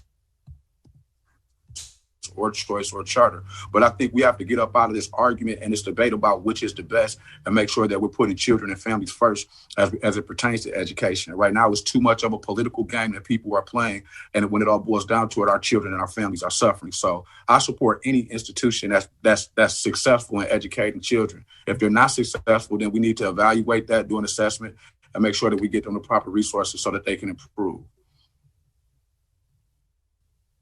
Excellent. For this next round of questions, we'll start with Representative Haywood. And the question is, Does the state have the authority to hold the city accountable when funds are not spent according to the way it is provided to the city from the state funding?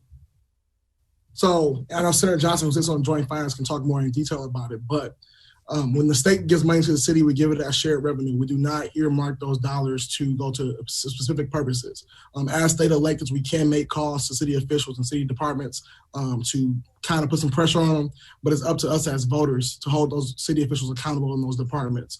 The mayor appoints department heads, and you all elect your alder people. So, and I vote too, so it's up to us to hold them accountable. But my office, we use it as a resource. So if you have any problem ever with any city things, we offer you to call us, and we spend a lot of time doing a lot of city stuff. You know, it's crazy, but call us and use us as a resource, as your advocate to the city to make sure we get stuff done. So let me delve a little deeper in that, Representative Haywood. When the allocations of low-income housing tax credits are allocated from the state, from the federal government through the state to the city, you are not responsible to audit to ensure that they're in compliance at the state level?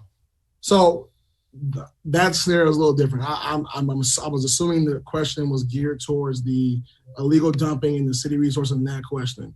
When there's dollars like that, those dollars are earmarked for that purpose. But when you talk about city resources in the city budget, that's shared revenue. Gotcha. Senator Johnson.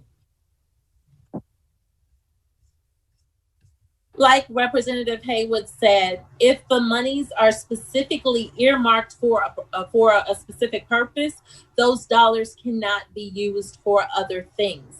As a matter of fact, that's one of the ways that we funnel money to specific projects. I was able to get $1.4 million for 53206 for early childhood education, and we earmarked those dollars specifically for that issue and for that cause to make sure that it couldn't be spent in any other way other than for early childhood education. So yes, if those dollars are earmarked, there's a requirement and a responsibility to spend those dollars for what they're earmarked for. Candidate for the sixth.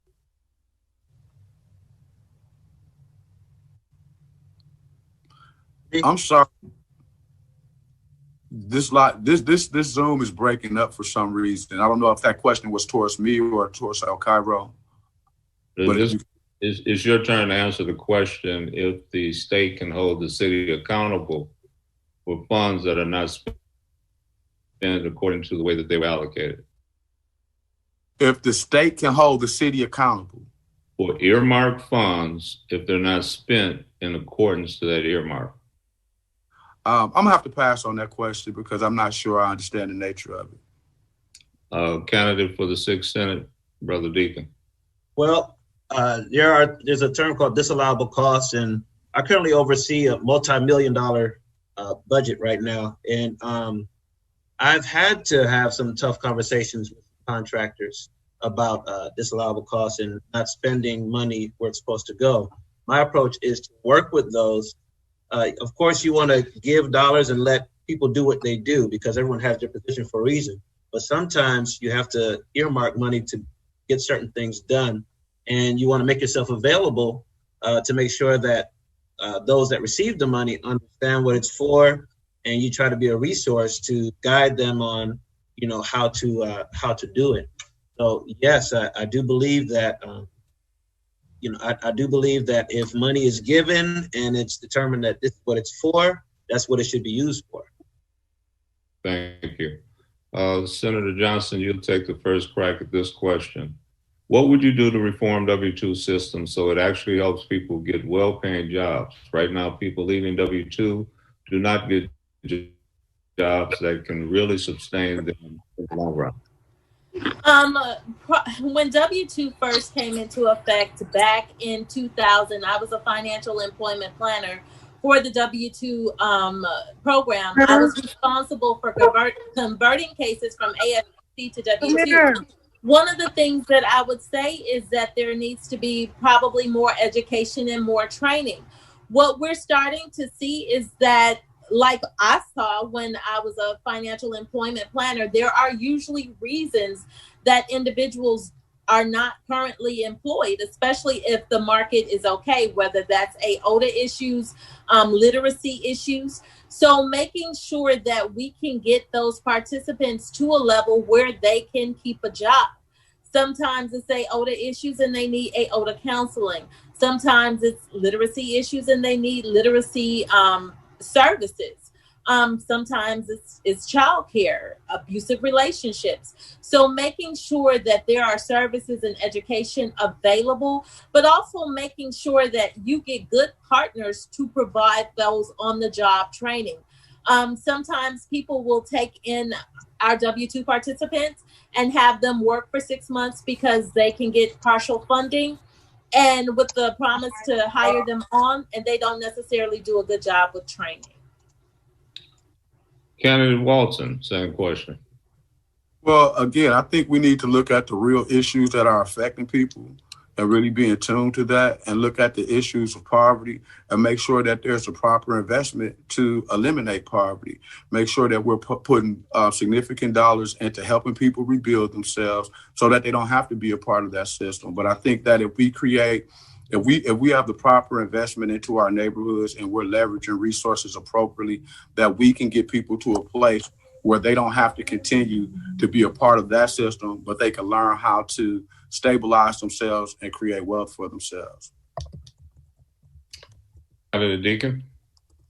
So I've done this for years. I've worked with people that hustled and sold drugs out of their life, never had a resume, never worked a real job, and I sat down with them. And what I had to do was get them to realize that they are an asset, and get them to realize that a business didn't just pop up overnight. It's a hustle as well. They know how to respect their hustle as well. So once they have that connection, then they view work as an entirely different thing. A lot of people may feel work, it may start out and say, man, I'm not going to that bum job. But when you break down to them what the job actually is and give them curriculum so that they respect the job, it's a whole different outlook. I've seen people years after that are still working, and they're working their way up the ladder. So it's about getting, there's curriculums out there that can do this. I also believe that, again, giving tax credits, subsidies to corporations for hiring people from these populations, because a lot of times they feel like they're taking a risk by hiring them. So it's all about both sides understanding one another. So I've been doing that for years, and this is just surface level. You know, I'm sure I'm good. Representative Haywood. Michael, again, thanks for I believe it was Michael's question. Thanks for the question again. Before COVID hit, I was in the middle of sitting down with various departments on all levels of government to figure out what services and programming we had to offer. But also, I wanted to make sure that what we're doing was actually real. I think too often we create programs just to meet numbers and we meet quotas and we say we're doing something. Like, how do we know the work we're doing is real? So when it comes to people who are on W-2 and in W-2 system, I believe that when we have them there getting the support getting that support, how do we have wraparound services? We have to connect you to real jobs. My goal is to connect you to a real family-sustaining job that's going to last you and hopefully start a career. We have to find ways to build generational wealth. And if the government can play a part in that, which it should, that's what needs to happen. Thank you. This next round of questions is kind of a free flow, so you can, get into your feelings and tell us what you think. And it's going to start with candidate Walton. What do you think are the priority areas for our communities in Milwaukee? Where should we focus? There's a lot of them, but I think the most important issue is safety right now. Making sure that people feel safe, I think that every citizen should have the right to not be feeling like they're going to be victimized in their communities. And I also think that the areas of priority is making sure we protect the most vulnerable people in our community, our elders, our children. Too many of our elders are suffering and being put out of their homes. Too many of our elders are not being looked out for properly. And I just think that when you look at the need in the area, it's so many different layers that people are feeling hopeless and helpless. So we have to restore trust and integrity back into the system, and people need to feel like they have someone who's truly representing them and understanding their issues and their needs. Candidate Deacon? I agree. I believe that safety and police reform is the primary concern right now. to kind of bring it home, I encourage everyone to look at the Milwaukee police call logs, and you might be amazed. Some of you might be, some of you might not. But I've looked and I've seen at the same time at 4 o'clock, 3 robberies. I have the Ring doorbell app. When I look, 0.5 miles away, there's theft. There's 120 incidents in a week. And this is like 0.5 miles away, and you see it on camera. People feel hopeless right now. So we need to all put our thinking caps on and get the safety thing right, get police reform right, so we can just get back to normal. So unfortunately, I believe that is the top priority right now. Representative Haywood. So I have an extremely diverse district, for those that don't know. It's everything from downtown to Capitol Drive, Humboldt Avenue, 35th Street. You got Amani, you have Hallier Park, Johnson Park, Lindsay Heights, Brewers Hill, River West, Harambe, the Martin Luther King Park area. It's a downtown, it's a diverse district. And I learned from campaigning the first time, there's no blanket message for the district. But I was able to find 3 points that most folks agreed on. Reform education, make sure that our K-12 system is top tier and is good for our kids. Economic development when it comes to ensuring folks have access to quality affordable housing, but also homeownership opportunities, families sustaining jobs and wages, and also transportation to get to and from those jobs. And then lastly, public safety when it comes to mass incarceration and police reform, but also making sure my residents feel safe, whether at home, in their house, at church, walking down the block, at the grocery store. People have to feel safe in their homes. So I think it comes down to education, economic development, and public safety. Senator Johnson. First and foremost, it's going to be public safety, making sure that residents feel safe and secure in their own communities. Second is going to be COVID-19, getting these cases under control, but also the type of financial distress and hardship COVID-19 is going to cost on our city's budget that is already exasperated. Third is going to be police reform, making sure that we can bring some type of cohesiveness between the police and the community and making sure that we get that right. Right now, our police account for 46% of the budget. Their budget is more than our entire city tax levy, and there's no way that we can continue to sustain that. So public safety, COVID-19, and police reform. Candidate Deacon, this question will start with you. The city is still feeling the impact of redlining practices. What plan do you have to help Black families receive fair opportunities for subsidized loan support from government, the way that their white counterparts have benefited from for years? What are the goals around elevating public transportation? Well, when it comes to housing, my plan is to start what's called a housing fidelity bond. I actually serve on the Reentry Housing Task Force with community advocates. So for those of you that are not familiar with the fidelity bond, it's like an insurance policy that if someone is incarcerated, they have a felony, and they come out and they want to be hired, it's a policy that says, hey, if this gentleman does X, Y, Z, we'll cover this gentleman up to X amount of dollars. But it never has to be used. I think the same thing could be used, but for housing, for the community, that would stop people from, stop landlords from discriminating against the community. We're actually in the process of developing a training with landlords giving insight on what they would like to have in the training. Once they have the certificate, then they qualify for the housing fidelity bond. So I think that would attack a big part of the housing issues that we're seeing, or at least with people in my community that I've been amongst throughout the years. Representative Haywood. All right, Mr. Rowe, that was a lot in one question. Can you say it from one more time? Certainly. The city is still feeling the impact of redlining practices. What plans do you have to help Black families receive fair opportunities for subsidized loan support from government, the way that the white counterparts have benefited from years? Also, What are the goals around elevating public transportation? Okay. Two-part question. When it comes to housing, I've been talking about housing this whole time. I serve on the Housing and Real Estate Committee for the Assembly, and I look forward to being ranking member next session. I also serve on the WIDA board, which is the Wisconsin Housing and Economic Development Authority. My request for joining those two boards is because I want to fix the damage that's been done for the decades when it comes to redlining and other systems of oppression. We got to get folks in homes. They got to be homeowners. Black homeownership is 27% right now. The number has to go up. It's way less than what it's compared to white homeownership. So that's my goal. My goal is to increase homeownership on the housing piece and on transportation. I'm actually asking to be on the transportation committee next session because two things.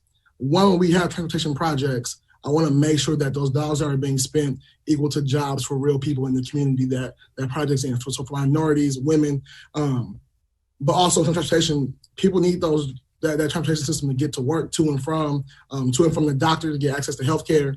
So for me, it's a priority to make sure that we support like the county transit system. We support those type of operations and get better roads. Potholes are a problem. So yeah. Thank you. Senator Johnson. First, I think that affordable, safe housing is an issue for the city of Milwaukee, but it's also an issue for surrounding areas too, especially in those areas where we know the high-paying jobs are. In most cases, residents can't get to them because they don't have affordable housing there. One of the things that we can do is to continue to partnership with WIDA and make sure that when new bills go up, that certain percentages of those housing stocks are reserved for low-income occupants. The state can also partner with banks to try and create more creative lending practices rather than the traditional lending practices that normally make home ownership impossible for individuals that live in Milwaukee, whether that's due to bad credit, lack of income, or just a lot of things in general. Partnering with places like Habitat for Humanity too, that are coming into our communities and creating new, sustainable, safe housing for individuals, making sure that more money is earmarked from the state for those purposes are a lot of things that can be done. And in terms of transportation, making sure that public transportation is extended so people have a way to get to the jobs. And we will conclude this round of questions with Candidate Walton in the 16th Assembly. Yeah, I think first of all that, in order to have, it's twofold. In order to have strong residential, you have to have strong commercial, and both of those have to be leveraged appropriately. And I think we should be able to create incentives to create both.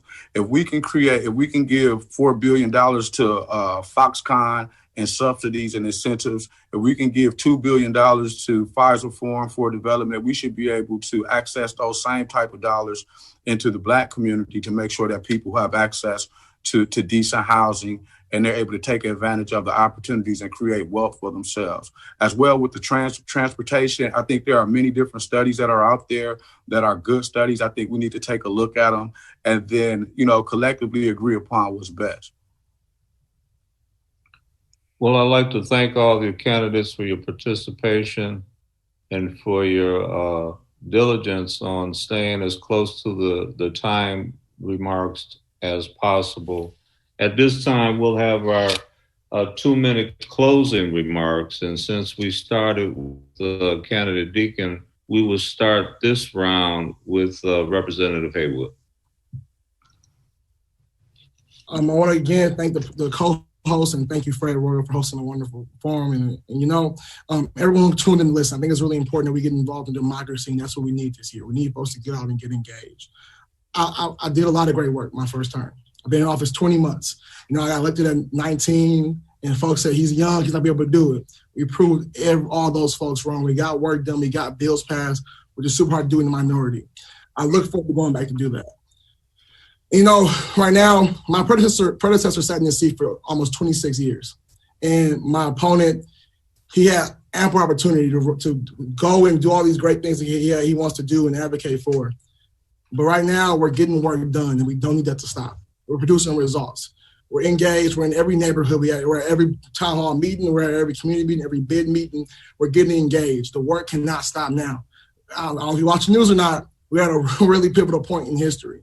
So I need folks to get out and vote, early vote, absentee vote, go vote on election day, but we got to get engaged, and we can't let up. Thank you. As a moderator, I'm going to take a point of privilege, and I'm going to allow candidate Walton to make your closing remarks at this time. Thank you. First of all, again, I'd like to thank everybody for just allowing me the opportunity as well. And I also want to let Representative Haywood know that even though that I've jumped into this race, it has never been a thing where I'm his adversary. I think that we have to continue to work together. I support the things that he's doing, but of course, I feel like there are some things that can be improved in our district. And I ran as an independent to give people another opportunity. I think you have. I think there's an opportunity for people to choose either one of us, and either way it go, you will not be going into a bad place. But for myself, I think that people are not being heard. There's a disconnect from the issues that are really affecting our community, and I just want to I want to have an opportunity to be able to serve and be a representative for that voice. I've lived here my entire life, and I'm very genuine. I'm not bought and sold. I'm not a part of any end groups. My main focus is to make sure that I champion, the real issues that people are dealing with, and do my role with moving our community forward. Thank you. Thank you, Mr. Walton. And once again, I'm going to extend my privilege as moderator and extend this opportunity for Senator Johnson to make your closing remarks. Thank you for this opportunity to participate in this debate. I've been in office for less than 8 years, and in those less than 8 years, I've passed 23 pieces of legislation. 10 of those pieces of legislation were passed when it was a Republican governor, Republican held assembly and Senate. So I know how to get things done. 2 of those pieces of legislation was the first of their kind ever in the nation. One of those being the Green Alert bill that was created for a veteran right here in the city of Milwaukee, Corey Adams, that went missing, and his case didn't rise to the level of critical missing. So we created something called the Green Alert bill. Just like there's a silver alert for missing elderly, an amber alert for missing children, there is a green alert for missing veterans who go missing. And that was created right here in Wisconsin, and that was my bill. I sit on the most powerful committee in the entire state, which is the Joint Finance Committee. I also hold a seat in the Senate Dem leadership. So I have a seat at the table. I represent my community well, but not only do I represent my community, I represent minorities all across the state, because I am the only person of color sitting at those tables. I know what it takes to get the job done. I've always had what it takes to get this job done. And I make sure that my community, this district, is very well represented, and I'm the best person for the job. And we will conclude with the candidate for the 6th Senate, Mr. Deacon. It's an honor again to be here and to share my platform with each and every one of you. I want to say one thing I forgot to mention about my platform is that I intend to make the child support system fair and work to forgive the state-owed child support arrears interest. This is something that other states have done. I think it will get the economy pumping and also allow fathers to put more money into their families, which would better the community. But check out my website for details. These are things that have a lot connected to them, so I have videos breaking it all down, deaconforsenate.com. But Milwaukee, I think we all understand by now that the fire in one community spreads to other communities. I don't consider myself an adversary to Senator Johnson, but in spite of her genuine efforts, the state of Milwaukee, the state of Black Milwaukee, is where it is today. I'm thankful for the time that she served, but I think we need to switch it up and try something different. If I get in and 4 years later, you can't say to yourself, you know what, Black Milwaukee has gotten better, then that means I need to probably step down and let somebody try something different. I'm not saying it's her fault, but what I'm saying is these things have happened under the leadership that is today. Not trying to be negative, but this is just the facts. So we need to switch it up. You can vote. I'm a Republican candidate. You can vote Republican and vote for Joe Biden if you would like. All right. So I really appreciate the time that I've spent here. Dive into my website to see what I'm about. And I look forward to your support. So thank you, candidates, and thank you, audience. I hope you enjoyed tonight's forum. At this time, we're going to ask each of our co-hosting organizations to provide some closing remarks, and we'll go in the order of Amani United, Safe and Sound, the Wisconsin African American Tobacco Prevention Network, and then the African American Prevention and Poverty Network. So, Amani? Thank you. I'm the vice president of Amani United, Jarvis West. And I want to start off by saying thank you, Fred, for being such a wonderful moderator. And then I also want to thank Shantae Nelson for letting us know about how to get out and vote. And I'm doing this on animated, like how it's supposed to be. I'm doing this as a scene. As you see, it's My Vote Matters. This is the shirt in the black, even in the dark. My vote matters. Okay, and thank you to all the other Amani leaders and everybody else who came to participate because your vote matters. All right, I want to say thank you to all of the candidates that came. You answered pretty much. Well, you answered all the questions that we had for you, and some of the questions you even peeled back and got deep on, such as the family and well-being. You guys spoke about unity, and then you spoke about unity. But then there was also the separation that came into the conversation. And I know separation could only lead to disaster. And that's not, separation leads to being conquered. But then what are you conquering? Are you conquering the poverty that also comes with separation? I mean, you guys touched on a lot of things, such as in regards to housing and resources in opposition to being an ex-offender and having served time in prison or whatever, having a record. So, and you guys showed how you've lived the experience, and you worked next to the experience. You have experiences, and I really appreciate all that. That's good for all of us to know, to take back, so we can make an honest and good decision on who we want to be our candidate, or whether we want to keep moving with who we're going, who is already in position, or do we want to elect the next person? You guys clarified a lot, and we really appreciate that. And like my trade, I'm a community health worker. Jarvis, I'm sorry. I'm going to have to interrupt you. I'm so sorry. Everything you're saying is great. We're trying to respect time. So if you can wrap it up and we'll move on to the next person, please. All right. It's not about us without us. Thank you, Denisha Tate. Okay, now we'll move on to Safe and Sound, please. Alrighty, good evening. My name is Mark Lazowski, and I'll be representing Safe and Sound this evening, and just some closing remarks for this wonderful session that we had. First, let me start by saying thank you to our moderator, Fred Royal, for his time and his contributions, as well as Shantae Nelson for her time and getting us prepared to learn more about when and where to vote. And of course, to our candidates, Mr. Haywood, Mr. Walton, Ms. Johnson, and Mr. Deacon. We really appreciate your time and your thoughts tonight.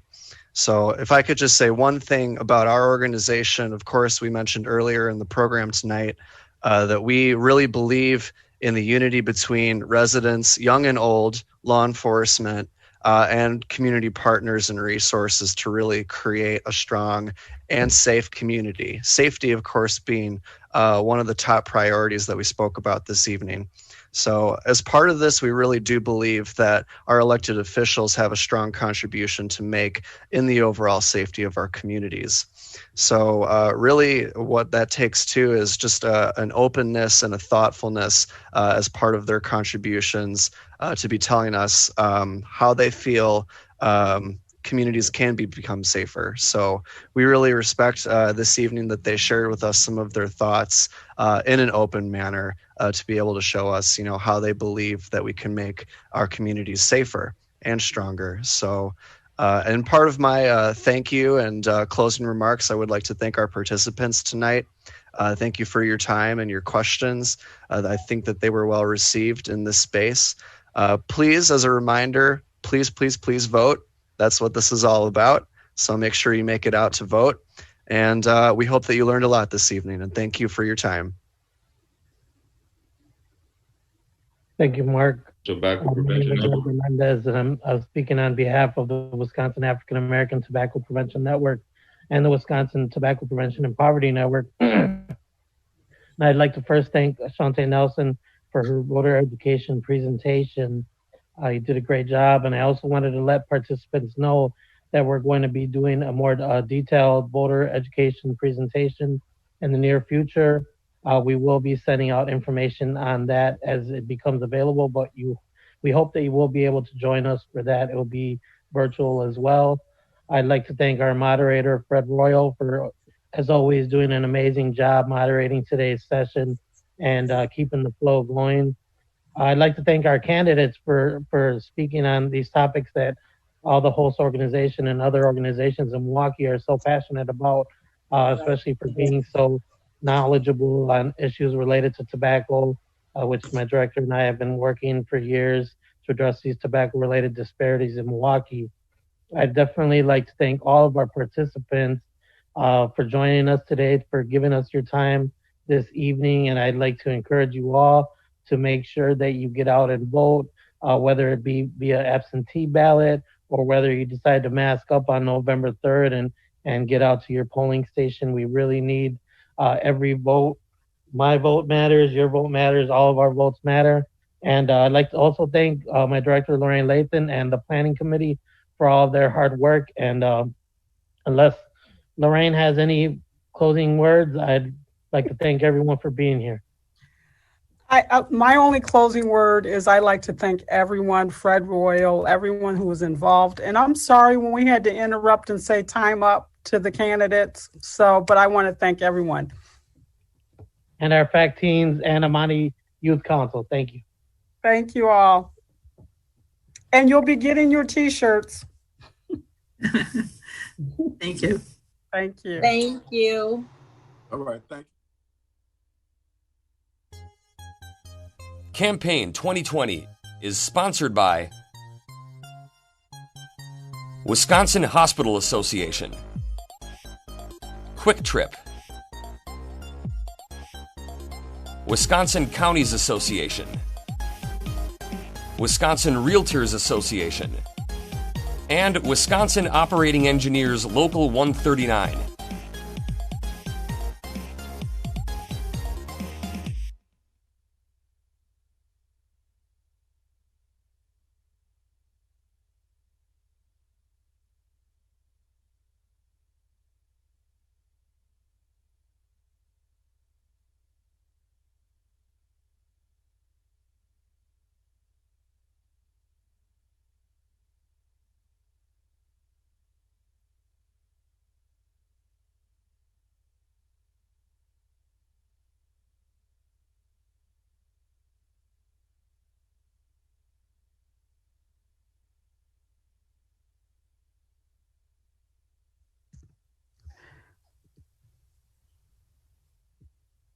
Let's see.